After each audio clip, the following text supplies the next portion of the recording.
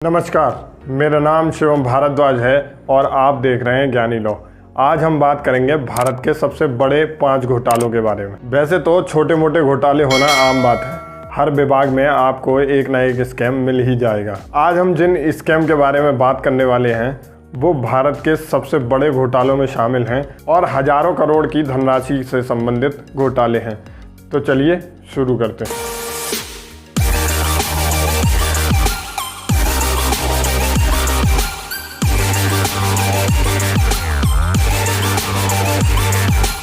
पहला, हर्षद मेहता स्कैम।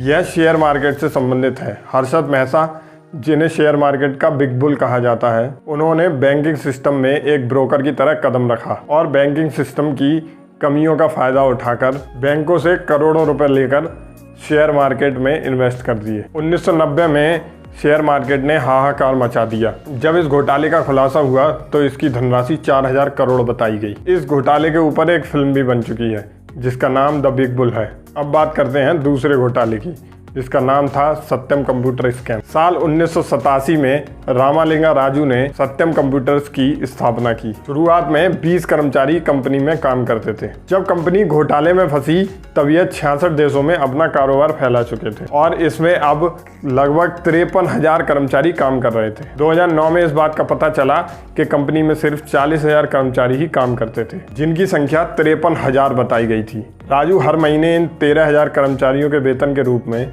20 करोड़ रुपए बैंक से निकाल रहे थे। यह काम निवेशकों को बिना बताए ही किया जा रहा था और यह पैसा अपने बेटों के द्वारा बनाई गई कंपनियों में निवेश किया जा रहा था, जो कि मायता इंफ्रा और मायता प्रॉपर्टीज थी। जब तक इन सब बातों का खुलासा हुआ तब तक राजू 6 करोड़ निवेशकों को 7,800 करोड़ रुपए का चूना लगा चुके थे। यह अब तक का सबसे बड़ा ऑडिट घोटाला था। अब बात करते हैं तीसरे घोटाले, पीएनबी स्कैम के बारे में। इसमें मुख्य रूप से 2 आरोपी शामिल थे, एक जौहरी नीरव मोदी और दूसरे एक प्रसिद्ध डिजाइनर। भारत की अंतर्राष्ट्रीय बैंक के द्वारा लेटर ऑफ अंडरटेकिंग जारी किया जाता है। इस लेटर के आधार पर बैंक कंपनियों को 90 से 180 दिन के लिए शॉर्ट टर्म लोन प्रोवाइड करती है। इस लेटर के माध्यम से कोई भी कंपनी दुनिया के किसी भी बैंक से पैसा निकाल सकती है। नीरव मोदी द्वारा पीएनबी बैंक से यही लेटर बैंक से फर्जी तरीके से प्राप्त कर लिया गया।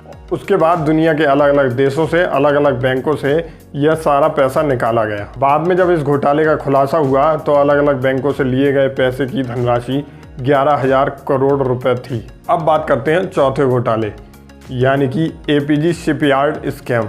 ये भारत के बैंकिंग इतिहास का अब तक का सबसे बड़ा घोटाला था, जो एपीजी शिपयार्ड कंपनी द्वारा किया गया था। यह बैंक फ्रॉड करीब 23,000 करोड़ रुपए का था, जिसमें एसबीआई के साथ साथ 28 अन्य बैंकों से धोखाधड़ी से लोन लेने में यह कंपनी सफल हो गई। 2012 से 2017 के बीच कंपनी ने बैंकों से अवैध तरीके से लोन करा इस घोटाले को अंजाम दिया। अब बात करते हैं लास्ट और 5वें घोटाले के बारे में, विजय माल्या स्कैम। यह मामला भी बैंक फ्रॉड से ही संबंधित था। विजय माल्या के खिलाफ 9,000 करोड़ रुपए के फ्रॉड, जिसमें ज़्यादातर पैसा बैंक ने विजय माल्या से रिकवर कर लिया और ये फ्रॉड बहुत ज़्यादा प्रसिद्ध था और इसमें अधिकतर पैसा बैंक द्वारा रिकवर कर लिया गया। तो ये थे भारत के 5 बड़े घोटाले।